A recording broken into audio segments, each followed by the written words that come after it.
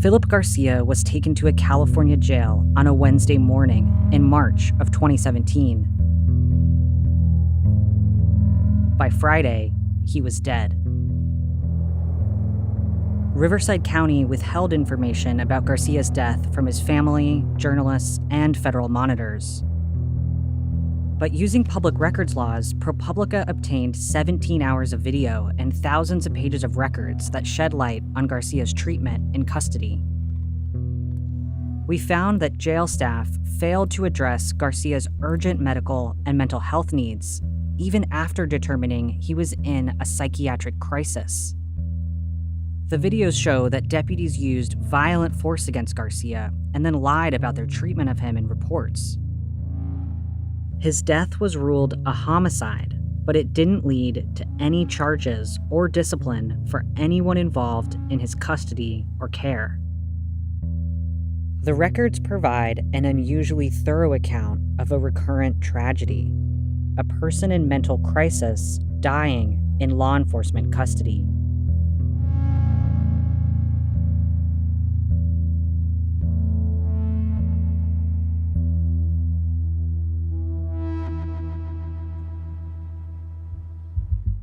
It began when police responded to a call that Garcia was behaving bizarrely and out of character, throwing things at his neighbor's house. The 51-year-old repairman and father, shown here years earlier, was then arrested for allegedly assaulting his roommate. The police department declined our request for footage of his arrest and transport to the jail, but their reports make clear that Garcia was experiencing a mental health crisis. They say that Garcia was repeatedly banging his head against the barrier in the patrol car and yelling incoherently. We don't know everything about Garcia's health history or the treatment he received in jail. Much of his medical information was redacted, and his family declined our request for interviews. But we do know that Garcia's wife told law enforcement at least twice that he suffered from a seizure disorder. Video of Garcia starts as officers lead him into the jail. During the booking process, Garcia appears unable to follow directions. We showed this footage to a mental health specialist who used to work at the jail. He appears to be agitated, obviously, but he's stumbling a little bit. And so you're reading into that is that intoxication? Did he have a seizure and he's coming down from that? What's going on? Is he in the midst of a psychotic break? Deputies are supposed to collect Garcia's medical history and determine if a mental health assessment should be conducted, but jail staff don't write down any information about him. They abruptly stop questioning Garcia, later writing he was uncooperative. They take him to a cell, where he remains in isolation for 18 hours. Video from the cell's camera appears to malfunction, showing only fragments of live action and then freezing on a single frame for long stretches of time. In the unfrozen moments, Garcia is behaving erratically. He claws at the light on the ceiling, jumps at the security camera, and wraps toilet paper around his body. By 6 the next morning, there's no evidence that mental health staff have seen Garcia, or that he has slept or eaten for the last 18 hours. A sergeant decides to forcibly remove Garcia from the cell because he's damaging the ceiling light and could harm himself. Over the next several minutes, deputies use a barrage of weapons and force against Garcia. One would assume that they should be trained to de-escalate a person and not right away try to take them down. But it's been my observation, and once an inmate is to that level, it's their will against the inmate's will. The footage in the cell is frozen on a single frame when a deputy fires 30 rounds of pepper balls under the cell door, releasing a chemical that burns his eyes and airways. A few minutes later, a special team of deputies in riot gear prepares to remove Garcia from the cell. This deputy is about to throw a stinger grenade. The device emits smoke, rubber pellets, and a loud bang.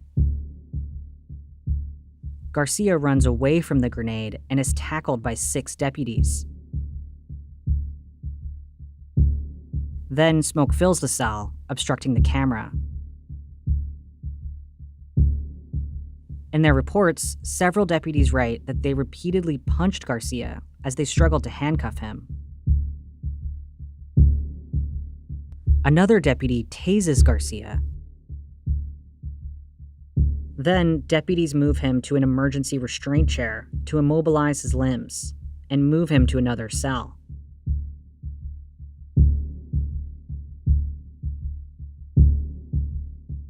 He would never freely move his arms and legs again.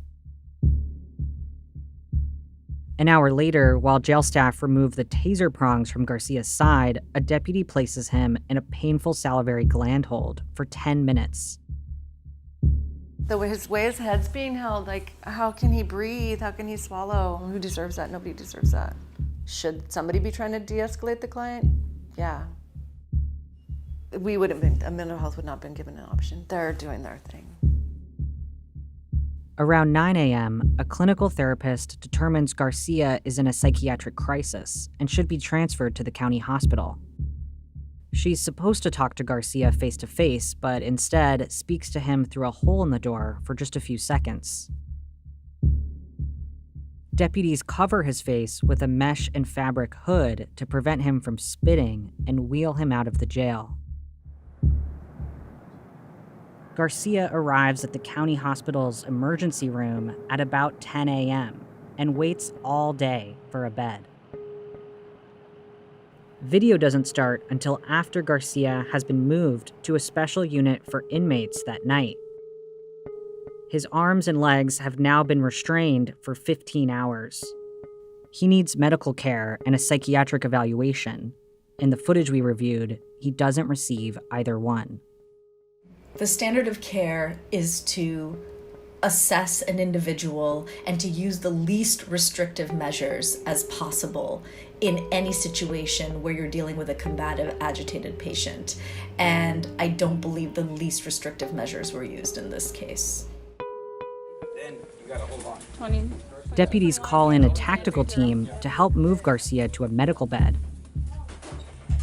One deputy is recording with a handheld video camera, which the jail requires whenever deputies use force against inmates.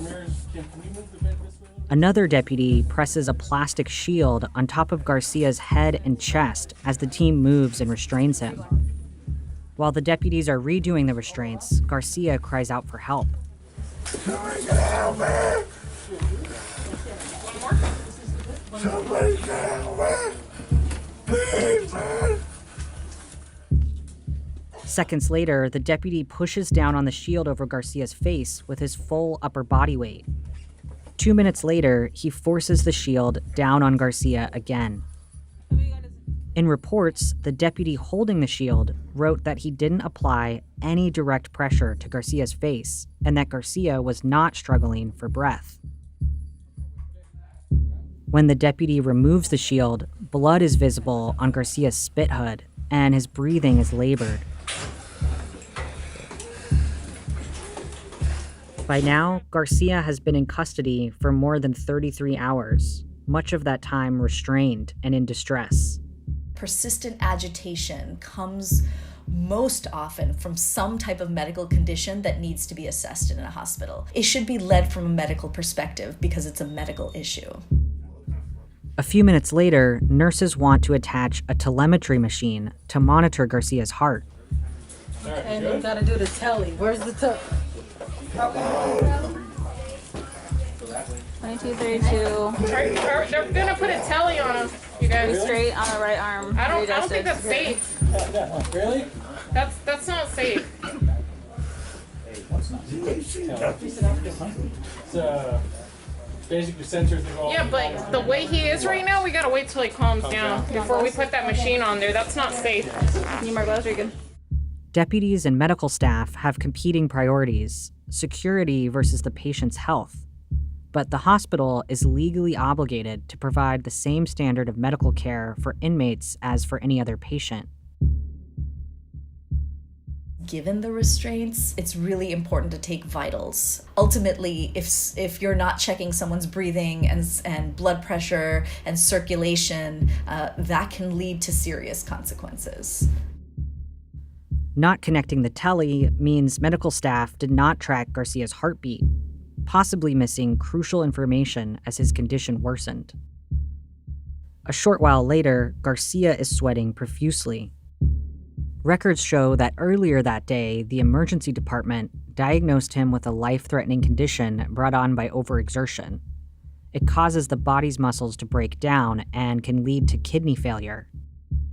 Struggling against the restraints for so many hours is causing Garcia to destroy muscle tissue, pouring toxins into his bloodstream. By 10:47, Garcia has been restrained for 16 hours. Then the video ends, while 3 deputies and a state correctional officer are restraining him. It's the last image we have of Phillip Garcia alive. He survives for 3 more hours, but the sheriff's department did not release footage from that time. Shortly after 2 a.m., Garcia stops breathing. Staff perform CPR, but it's too late. We know from the autopsy report that struggling against the restraints contributed to his death. The sheriff ruled that Garcia died at the hands of other people, making his death a homicide. The sheriff's department conducted an internal review of Garcia's death and did not discipline any deputies. Garcia's family filed a wrongful death lawsuit against Riverside County.